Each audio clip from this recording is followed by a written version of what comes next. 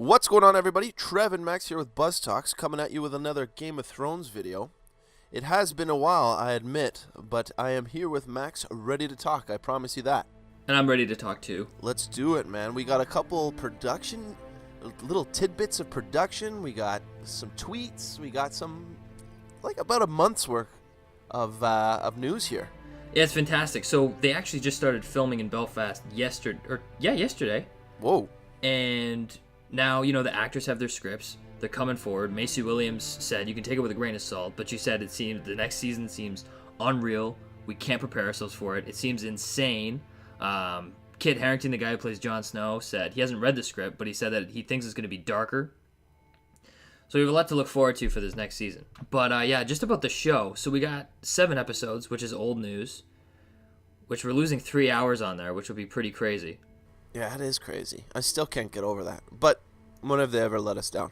Yeah, exactly. But on top of that, they delayed it from spring until summer, because usually we get it April, May. Now we're going to be getting it, I don't know, maybe June, July. Well, I feel kind of let down now. No, I'm just kidding.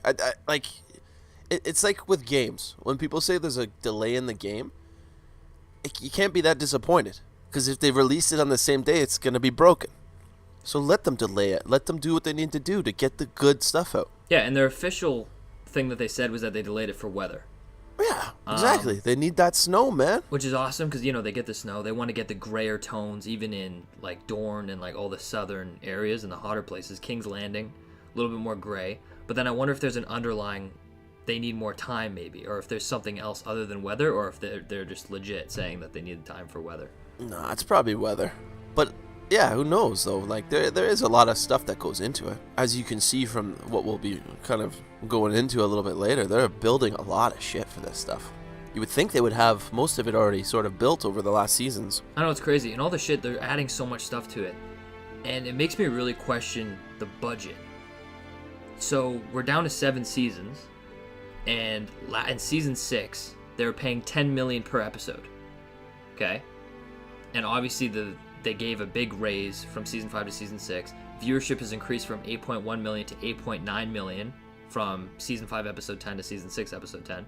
So I'm wondering, how much budget do you think they're going to be putting in season 7? I don't know, man. Well, it's there's no going back now, so anything they have will be going into it. I know, but what I find interesting is that they have 3 less episodes to pay for. So are they going to be doing 12 million per episode, or are they going to really go all out and say, you know what, we're going to be putting $100 million into 7 episodes instead of in season 6 we put $100 million into 10 episodes? I don't know, because there's a lot that goes into it. So I always wonder this, if somehow all this CG is done and they need to have up to a point, or maybe those guys went ahead with even season 8 stuff, just waiting for the shots to happen. Yeah. Because it's a budget, but maybe it just kind of fills in the gaps where they need it. Yeah, and they have a lot of space now. In season 8, they're going to have 6 episodes. 6 episodes, I think they're going to raise the budget a lot. So it doesn't affect them because they're used to paying for 10 episodes, but they're going to take that amount and throw it into 6. So it's going to be a crazy 6-hour movie. And this might sound like a weird amateur question. Does budget include the salaries of the actors? Yes. That to me, it has to increase, because it seems like every time they go to another season, then contracts get renegotiated. Yeah, actors are making a lot of money. So that's what I mean. They're zapping from the production budget, so they're going to throw a little bit more money in for salary as well as they need it for production. Yeah, and speaking of that, they got to pay for a lot of new actors because they're doing some casting. The main report right now is a cast Jim Broadbent. He played Professor Slughorn in Harry Potter. Nice. Yeah. So they're running out of British actors, man. I know. So if you look at him, what could he possibly play? The only thing I could think of is an important role at the Citadel. Because they said he's going to have a very significant role.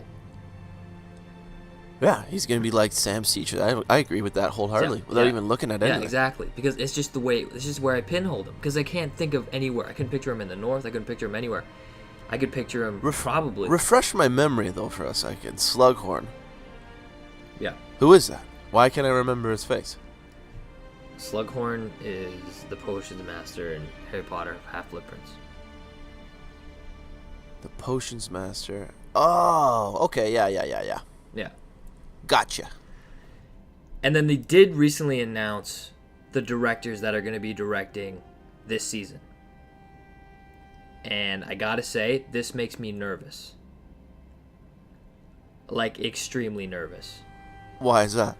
So, first of all, I want to talk about, like, the problem with being a director, or, like, watching a director's work, is it's hard to tell what's the director and what's the writer. You know what I mean? Because what the director does is they take the script, which they're given and they have to do for that episode, and they put it on the big screen, right? So really, the only way to really tell if a director is good, if they take a scene that is of really not really any significance, a talking scene or whatever, and finds a way to make it visually appealing and engaging, you know what I mean?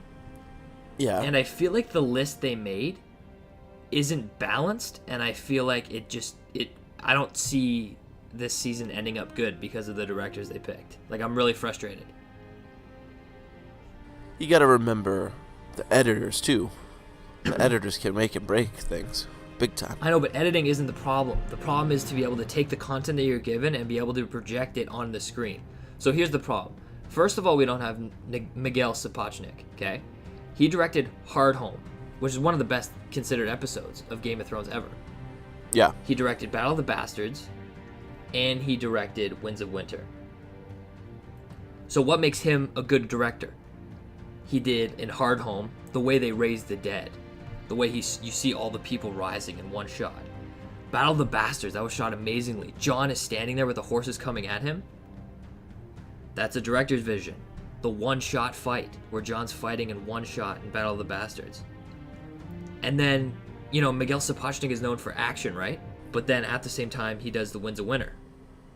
Mm-hmm. Do you remember the Winds of Winter? You get like a montage, a piano montage. It was something different. He wanted to do piano. There was no piano in Game of Thrones ever.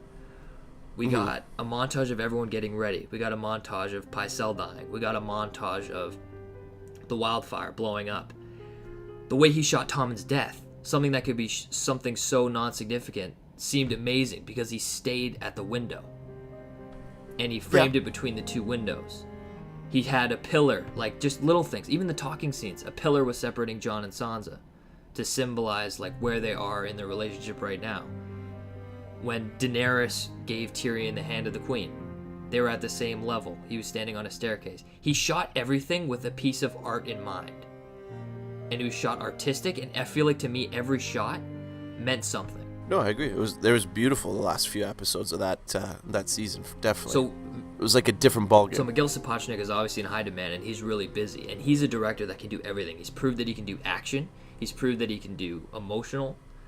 And he's not going to be there. So I'm so angry about that. And on top of that, there's no Neil Marshall.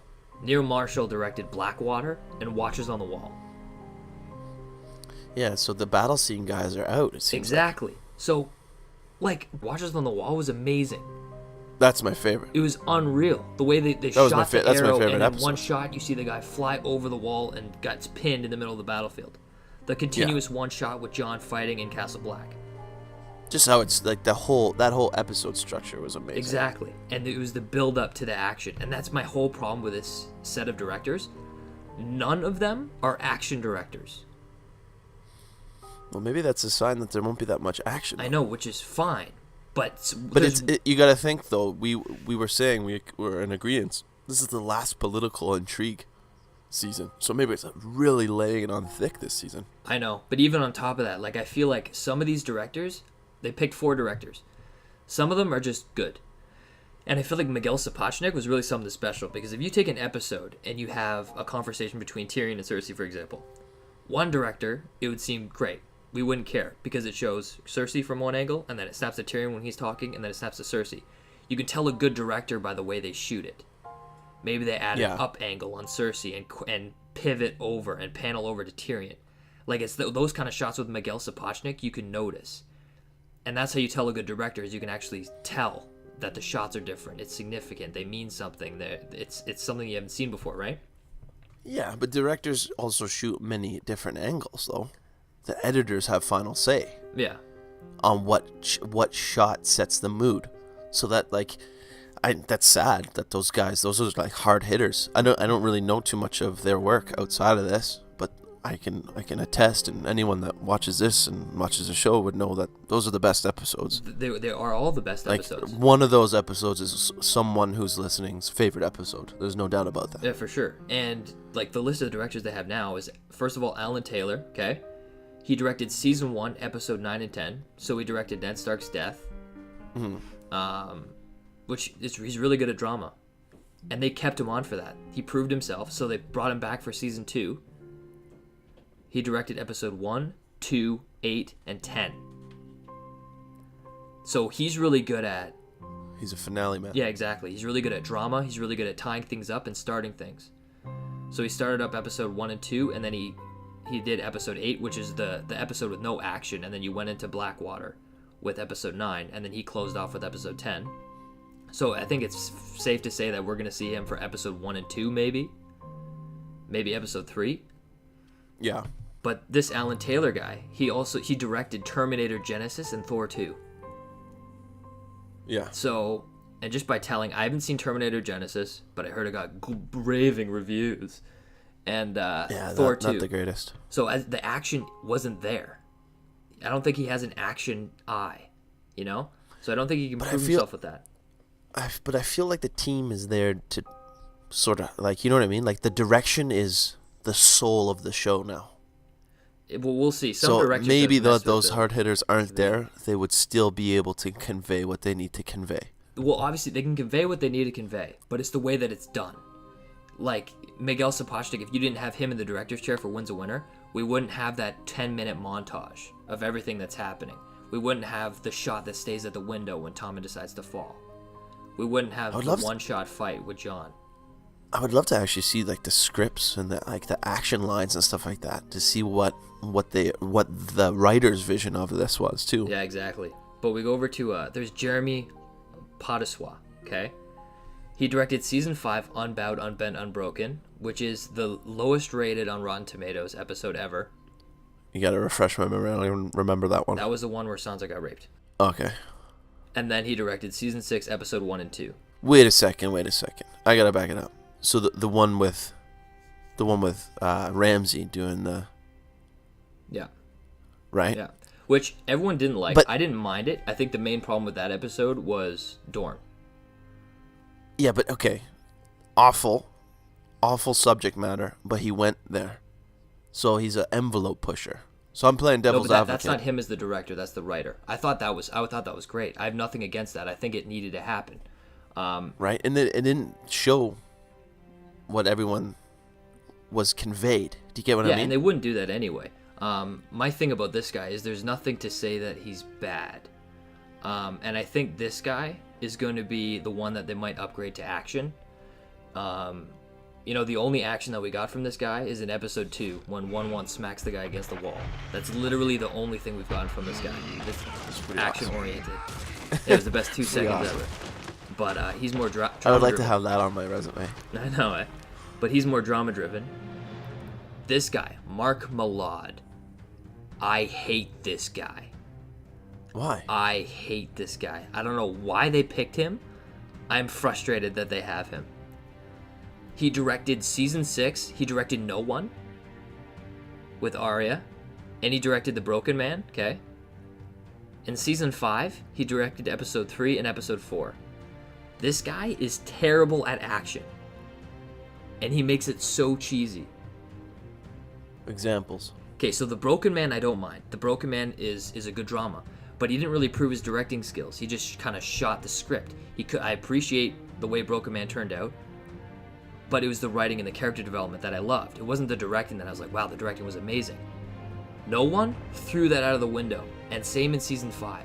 In season 5, remember when Jaime is fighting the Dorne people when he went into Dorne?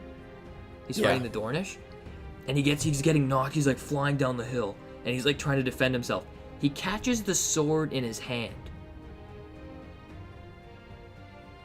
And then he's like, huh? And his hand saves him. And then he like defeats him that way. So over the top and so cheesy, it doesn't match up with Game of Thrones. I don't know if you can blame that on the director though. That's the director's idea. That's the vision. He said that? I don't know if he said it, but that's more of a I don't know, director's man. idea. And it's, That's a pretty like big thing for everyone to agree on. dude, the two things that have been in Game of Thrones that I don't like, he's directed. The way he directed Arya's chase scene was terrible. Yeah, I can agree No with that. one But was the biggest disappointment in that whole season. She gets injured. She jumps out of the window. He didn't instruct Macy Williams to act hurt at all until after she fell off onto the stairs. She decides to slide under a wheelbarrow on her stomach. Like, the guy threw everything out the window, and not to mention Literally. the assassin, including Arya. the waif. Why did he keep the shots of her with her little stupid smirk, and she was acting like a crazy, like, supervillain? Like, what was that?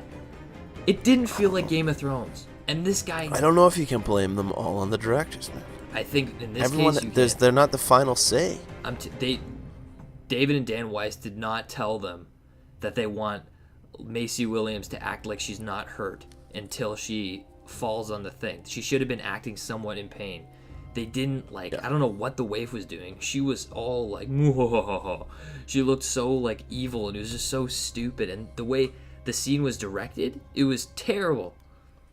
So I'm nervous to see what comes out of that. But I hope they don't rely him on action. If they do drama, I'll be happy, but they already have enough drama guys, so I'm kind of nervous. Anyways, the last guy is Max Shakeman. I don't know who this guy is. He's directed episodes of Mad Men and other things. He's never directed a Game of Thrones episode before. So I don't know. I don't know what he can See, bring that's to the where I don't get it. Why would they do that? I know, I agree. I think at this point, you need to be pulling out from the pool behind you that have already proven themselves. I don't know why they took out Mark Malloy. He shouldn't be in there as far as I'm concerned. And now they're bringing on this new guy. But with Matt Shakeman, I don't know his work, but he could be an action guy. I don't know. I'm not familiar with his work, but who knows? But I feel like these are a lot of drama guys. Mark Malloy does not belong in any action set piece at all. He doesn't deserve it. And I'm really bummed out that the two best directors of pretty much all the really good episodes aren't in it. So that's a bummer. But I think really only to you after listening to you, but that's okay. Bums out. But then we also got a production teaser to get a little inside scoop. And there were a couple things I got from this. So first of all, we see them painting the rock eyes from King's Landing, which represents somebody's death, right? Yeah, there's a sure shit lot of those going around. Why are there a lot of those, though? Because everyone burned in the Sept. You know what I mean? All the dead are gone. So is Cersei... Are they being created for a group of new people? Or is she maybe doing some kind of tactic like, oh, I already painted your stones. Like, she's like painting the stones of her enemy she wants dead. That'd be interesting. That could be a whole thing where they're not even going to use those. It's just like a thing to get people like us talking about No, it. exactly. Exactly. Like, yeah, a lot of people got vaporized in that citadel. But there's a lot of people that probably still got killed and have bodies. And even if they're badly burnt, you probably still get funeral rites.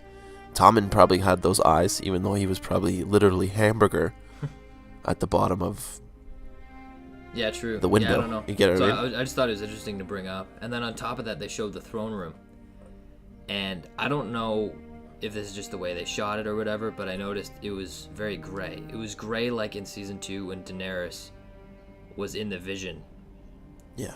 So we're going to see first snow at King's So Landing? maybe, yeah, we're going to see a very cloudy King's Landing possibly.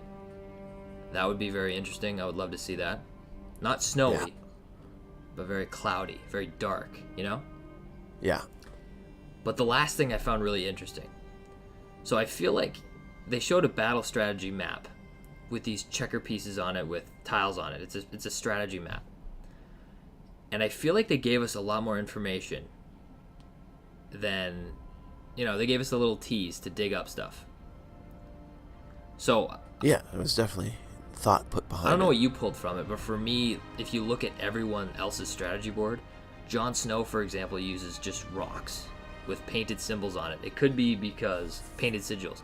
It could be because, you know, at the time he was at Castle Black, and probably in Winterfell now you're gonna start seeing chess pieces like what Rob was using. Rob is using these really nice like chess piece figures. So I don't know if that's a part of it. Initially, I thought it was Jon Snow, but now I'm convinced it's Daenerys. It's Daenerys' planning board. Yeah, like look at the map. You see it's the what's it called? The Arm of Dorne. What is it? Exactly. You see Dorne, but then that's not what caught me though. I thought it was Jon Snow, but what caught me was the ship. Yeah. First of all, there's no sigil that's a ship like that. No. And second of all, obviously Daenerys is the one with the ships. But whose sigil is that supposed to be that we're seeing beside the ships? Stark, dude. Wait. So that's like, why is Stark all the way down in Dorne? Is that Stark? Now I'm all confused. It looks Stark. Yeah, it's Stark. Is it though? I don't know. I think it's Stark. It almost looks like a griffin or a lion, or almost like a horse. I don't know. It's confusing. If you look up that video, in production tease, Game of Thrones season 7, you'll see the shot. What's funny is like it's totally for the fans, because who the hell would paint those things on that beautiful map? If you spilled that shit on the map, it would be over. So it's like these are props, especially for the people that are watching the video about props.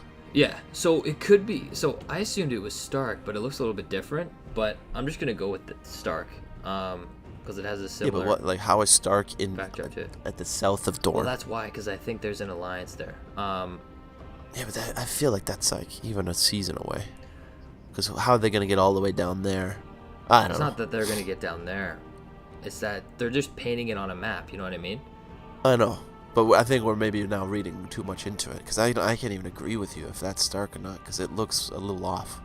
Yeah, but I think it's interesting to look at because the ships are definitely Daenerys. So I think this whole thing here, all these pieces in this map, is going to be one of Daenerys's maps that she uses to plan to conquer Westeros. Yeah. And she's the only one that's really planning to conquer anything right now, to be honest.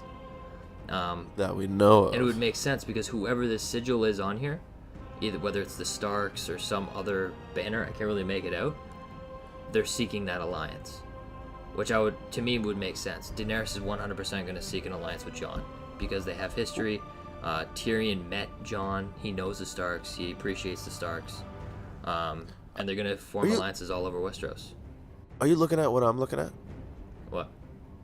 If you look at the far left, the one that's cut off by the shot, it almost looks like the horn and an ear of a bull. Yeah. Is that the sigil that you know of? Initially, when I looked at that, I thought it was the Iron Islands. I thought it was Greyjoy. Because I wonder if the ships just represent ships, like a fleet. No, that's what I was saying. Ships represent ships. But then I was thinking, I wonder if that's Dothraki somehow, and that is a horse. Because it almost looks like a horse with reins on. I don't know, man. There's a lot to dissect out of that. Yeah, there is a lot to dissect. But that would make sense because they're back there, and then they're pushing forward. Who knows?